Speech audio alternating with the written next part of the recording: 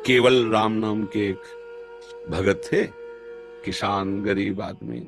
पहले हमने देखा है गांव में बहुत गरीबी होती थी, अब तो थोड़ा आर्थिक व्यवस्थाएं सुधरी हैं, क्योंकि पहले ट्यूबवेल आदि की व्यवस्थाएं नहीं थी, बहुत मुश्किल से सिंचाई होती थी, और खाद आदि भी नहीं थे। गाय के गोबर आदि की खाद डाली जाती थी। 1 बीघा खेत में 6 मन या 8 मन गेहूं पैदा होता था, अब तो 40-50 मन पैदा होता है। पहले 6-8 मन, बड़ी मेहनत की जिनकी खेती है, और जो कार्य करते हैं तो 8 रुपया 10 रुपया 8 घंटा के थे, फिर और बड़ा तो 20 रुपया, अब तो 500 रुपया है। तो काफी, तो उस समय था कि बहुत ही कम था जब केवल राम, और वो संत सेवी थे। अब मंजूरी करके, अब संत सेवी मतलब संतों का क्या है कि भाव से एक बार आप तो 2 संतों से कहेंगे। उस गांव में एक भगत है बहुत श्रद्धावान है, तो 4 संत आने लगे, फिर संत मंडली आने लगी। अब उनके पास अर्थ तो था नहीं। एक दिन संत मंडली आई, कुछ नहीं खाने को। अब आसपास धनी पुरुषों के पास गए कि अगर हमें आप उधार दे दें, जो सेवा करवाएं कर दें, आज हमारे यहाँ बहुत भाग्य खुल गया, संत आए हैं, हम उनको, तो कोई उधार भी देता है तो कुछ देख के देता है ना। अब इसको दे दे, कुछ न जमीन है न रुपया पैसा, कब वापस करेगा? नहीं। तो एक बड़े चतुर थे, उन्होंने कहा हमें एक कुआं खुदवाना है, तुम कुआं खोद दोगे? पक्का, हम और पत्नी दोनों मिलकर कुआं खोद देंगे, पर आप इतना दे दो कि हमारे संत पाले। उनका जय दिन संत रहेंगे, तय दिन हमारे यहाँ से ले जाओ भोजन। तो आटा दाल घी चा, बड़े प्रसन्न। 2-3 दिन संत रुके, खाए पिए चले। अब वो दोनों पति पत्नी कुआं खोदने में लगे। एक फावड़ा मारते राम, राम भगत, वो तसला उठाते राम, नाम लेते हुए ऐसा 60 हाथ खोदने पर तब कहीं पानी निकलता था।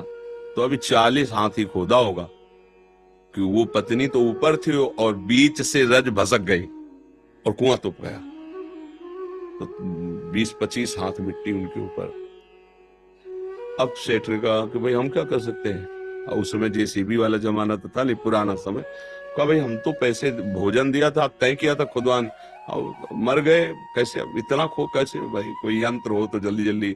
और फिर मनुष्य जीवन तो एक क्षण का है, श्वास पूरी नहीं तो मर जाओगे भाई, आधा मिनट, पौन मिनट, 1 मिनट, इसके बाद तो दम घुट जाएगा, प्राण तो मर गए।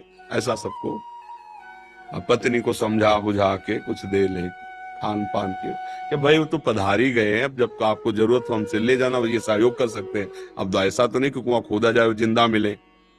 पर वो राम राम जपने वाले एक एक फावड़े पे कुआं पूर दिया गया कि ये ठीक नहीं, असगुन हो गया, आदमी मर गया उसमें। एक दिन वहां से कोई राजा निकल रहे थे, मार्ग था, तो उनको सुनाई दिया राम राम। ऐसी मधुर अमृतमयी वाणी की वो अपने रथ से उतरे, उनका ये किस भगत के द्वारा आर्त भाव से भगवान को पुकारा है? अरे यार तो कोई भगत नहीं। बोले नहीं, आवाज के सारे वहां गए। बोले यहाँ से आवाज आ रही? तो लोगों ने कहा हाँ, 1 महीना पहले कुआं खोद रहे थे केवल राम जी, तो मिट्टी गिर गई तो मर। बोले नहीं, आवाज आ रही, सुनो। तो राम राम। अब वो तो राजा थे, तुरंत हुक्म किया, तो बड़े जो राजकीय विभाग सैनिक सब लगे, मिट्टी हटाई गई। तो जहां केवल राम जी बैठे थे ना, वहां 2-3 हाथ ऐसे गुफा सी बन गई थी, एक भी मिट्टी नहीं गई। और जब वहां खोद के पहुंचे तो देखा सामने सुंदर भोग और शीतल जल। 1 महीना हो गए थे दबी हुई, बस ऐसे बैठने के कारण थोड़ा पीठ टेढ़ी हो गई थी। वो कहा पूरे स्वस्थ, भोजन पानी सब वही। कौन दे रहा है? जो अखिल ब्रह्मांडों को दे रहा है। अगर गृहस्थी में हो, अपना कार्य कर रहे हो और नाम जप कर रहे हो, तो महान भक्त हो। भाई ये बातें हमारी केवल कथा सुनने में तो अच्छी लगती, लेकिन समझ में नहीं आती। अगर हम अपनी नौकरी में, अपने व्यापार में, अपनी किसानी में अपने भगवान के स्मरण को सम्मिलित कर ले, तो हम महाभागवत है। बिल्कुल, इसमें बिल्कुल डरने की जरूरत नहीं कि अब हम भजन करेंगे तो गोली कैसे चलाएंगे। वो भी भजन है, जैसे माला से भजन हो रहा है वैसे गोली चलाने। अगर तुम्हारा अधिकार है और कानून व्यवस्था आदेश करती है उसको दंड देने के लिए, तो वो दंड देना भी भजन ही होगा। ऐसा